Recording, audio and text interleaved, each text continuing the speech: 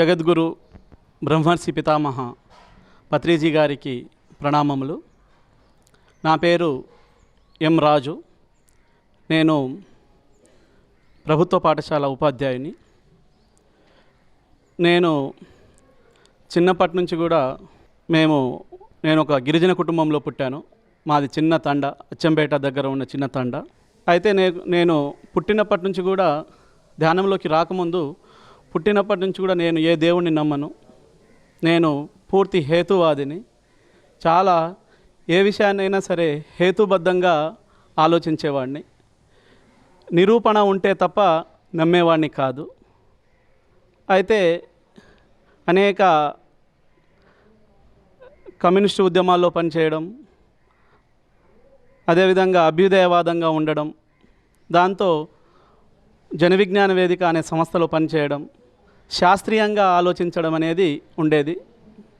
నేను ఉపాధ్యాయుడిగా ఉంటున్నా ప్రతి ఒక్కరికి శాస్త్రీయ ఆలోచన గురించి అనేక తరగతులు నిర్వహించడం జరిగింది. అయితే నాకు గత సంవత్సరం, నేను ధ్యానంలోకి వచ్చి సంవత్సరం అయింది. గత సంవత్సరం నా అనారోగ్యం వల్ల నేను హాస్పిటల్లో చేరడం జరిగింది. హాస్పిటల్లో చేరిన తర్వాత ఐసీయూలో నేను ఎందుకో ధ్యానం చేస్తే బాగుంటుంది, ధ్యానంలోకి వెళ్ళిపోవాలని అనుకోవడం జరిగింది. అదే రోజు మా బావ, మా చెల్లెలు వాళ్ళు కూడా ఇంట్లో సంకల్పించుకోవడం జరిగింది. రాజు ధ్యానంలోకి వచ్చేస్తున్నాడు అనే విషయాన్ని వాళ్ళు కూడా అనుకోవడం జరిగింది. వాళ్ళ తర్వాత నేను హాస్పిటల్ నుంచి వచ్చిన తర్వాత వాళ్ళు చెప్పడం జరిగింది. అయితే ధ్యానం కోవాలి అని అనుకున్న తర్వాత నేను హాస్పిటల్ నుంచి డిశ్చార్జ్ అయిన తర్వాత ఇంటికి రావడం జరిగింది. బంధువులందరూ డిశ్చార్జ్ అయిన తర్వాత ఎవరింటికి వాళ్ళు వెళ్ళిపోవడం, నేను పూర్తిగా డిప్రెషన్లోకి వెళ్ళిపోవడం జరిగింది.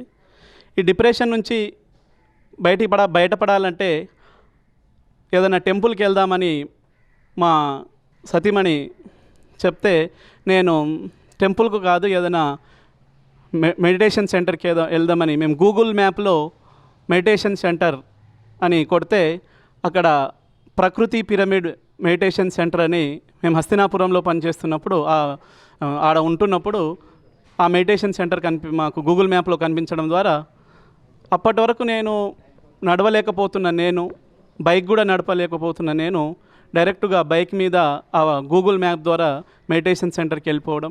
అప్పటి వరకు నాకు డిప్రెషన్లో నిద్ర కూడా వచ్చేది కాదు. అయితే ఆ మేడం, ప్రకృతి పిరమిడ్ మెడిటేషన్ నడిపే మేడం కవిత గారు మా ఇద్దరిని, మా భార్యను నన్ను మెడిటేషన్లో కూర్చోబెట్టిన తర్వాత గంట సేపు మెడిటేషన్ చేసిన తర్వాత చాలా అద్భుతంగా అనిపించింది. నాకు మైండ్ చాలా పీస్ అనిపించింది. ఇంటికి వచ్చిన తర్వాత ఇంతకుముందు నిద్ర పట్టేది కాదు. ఆ రోజు నుంచే చాలా మంచి నిద్ర పట్టడం జరిగింది. ఇక ధ్యానం చేస్తూ ఒకరోజు బిఎన్ రెడ్డిలోని సాయిరత్న పిరమిడ్ మెడిటేషన్ సెంటర్లో ధ్యానం చేస్తుంటే, నేను అప్పటి వరకు ధ్యానం అంటే ఏ దేవుని తలుచుకొని చేయాలి, ఏం చేయాలో అప్పటి వరకు కూడా తెలియదు. అయితే ధ్యానం చేస్తున్నప్పుడు, శ్వాస మీద ధ్యాసతో ధ్యానం చేస్తున్నప్పుడు నేను చాలా డెప్త్గా వెళ్ళిపోవడం. అప్పటి వరకు కూడా ఎవరైనా గురువు ఉంటే బాగుండు, ఏ గురువు నాకు గురువు ఎవరు అని అనుకునేవాడిని. ధ్యానం చేస్తున్నా కానీ డౌట్లు ఉండేటివి. ఎందుకంటే అప్పుడే నేను ధ్యానంలో ఉన్నప్పుడు డైరెక్ట్ పత్రి సార్ నాకు కనెక్ట్ అయ్యి ఇట్లా కళ్ళు చూస్తూ గోవునాం శబ్దాం అని పలుకు అని అన్నాడు. గోవునాం శబ్దాం అని ఎందుకు, ఎక్కడి నుంచి వస్తుంది ఇది అని అంటే, నేను చెప్తున్నా కదా అని గద్దించి గోవునాం శబ్దాం అని పలుకు అంటే నేను పలకడం జరిగింది. ధ్యానం నుంచి బయటికి వచ్చిన తర్వాత వెంటనే కళ్ళు తీసేశాను. ఏంది ఇట్లొచ్చింది ఏంటి అని అది రాసుకొని తర్వాత మా మిత్రుడు శివకుమార్ గారు, అతను ఆధ్యాత్మికలో చాలా రోజుల నుంచి ఉన్నాడు. ఆయనకు సంస్కృతం కూడా పరిచయం ఉంది కాబట్టి, ఏం సార్ ఇట్లా వచ్చింది నాకు అని అంటే, అతను గోవునాం శబ్దం అంటే నీకు డైరెక్టు ఒక గురువే వచ్చి, గోవు అంటే గోవులో 33 కోట్ల దేవతలు ఉంటారు కాబట్టి ఆ ధ్యానము నీకు నేర్పిస్తున్నట్టని ఆ సార్ చెప్పడం జరిగింది. అది నాకు చాలా మొట్టమొదటి అనుభవం. తర్వాత ధ్యాన మహాచక్రంలో 11 రోజులు నేను అక్కడ 11 రోజులు మేము రూములు బుక్ చేసుకుని ధ్యాన మహాచక్రంలో పాల్గొనడం జరిగింది. ధ్యాన మహాచక్రం నుంచి 9 రోజుల తర్వాత మేము మా మేడంకి డ్యూటీ ఉంటే ఆమె 9 రోజుల తర్వాత ఇంటికి వచ్చేస్తా అంటే నేను ధ్యాన మహాచక్రం నుంచి ఇంటికి రావడం జరిగింది. ఆ రోజు క్రిస్మస్ డిసెంబర్ 25. ఇంటికి వచ్చిన తర్వాత మేమేదో పనిలో ఉంటే నన్ను బెడ్రూమ్కి గుంజుతున్నట్టు అనిపించింది. నేను బెడ్రూమ్లో కొద్దిసేపు పడుకున్నాను, నిద్ర కూడా రాలే. అప్పుడే నీ చెయ్యి అందించు, నిన్ను పవిత్రుని చేస్తాను అని లాంటి శబ్దం వినిపించడం జరిగింది. ఆ శబ్దం ఎక్కడి నుంచి వచ్చిందో నాకు అర్థం కాలేదు. తర్వాత ఒక క్రిస్టియన్ మిత్రుని ద్వారా అంటే ఆయన ఏమంటుండంటే, ఇక నీకు యేసుక్రీస్తు పిలుస్తున్నాడు వచ్చేసే అనడం. ఇట్లాంటి అనేక అనుభవాలు రావడం జరిగింది. తర్వాత ఒకరోజు నేను ధ్యానంలో కూర్చున్నప్పుడు మేము హస్తినాపురం నుంచి మా ఇల్లు ఇంజాపూర్కు మార్చడం జరిగింది.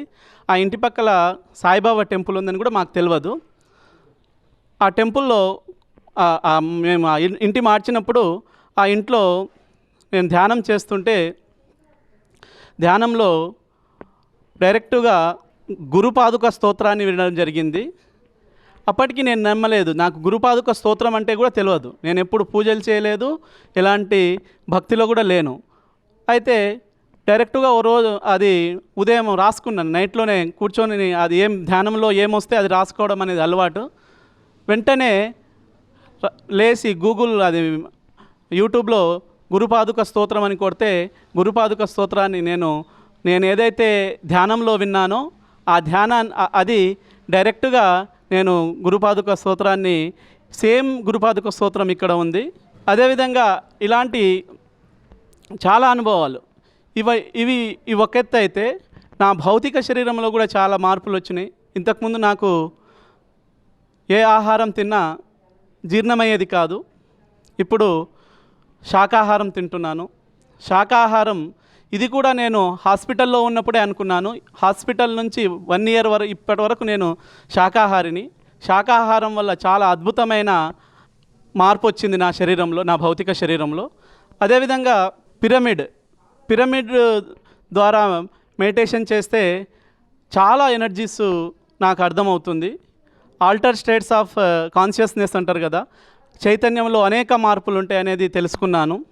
ఎందుకంటే నేను మామూలుగా ఇంట్లో పిరమిడ్ లేనప్పుడు చేసేది, తర్వాత 2x2 పిరమిడ్లో చేసినప్పుడు చైతన్యము, పెద్ద పిరమిడ్ చేస్తున్నప్పుడు చైతన్యము, నాలోని చైతన్యము, తర్వాత కడతాల్ మహేశ్వర పిరమిడ్ లాంటి పెద్ద పిరమిడ్లో చేస్తున్నప్పుడు చైతన్యము చాలా తేడాగా ఉండేది.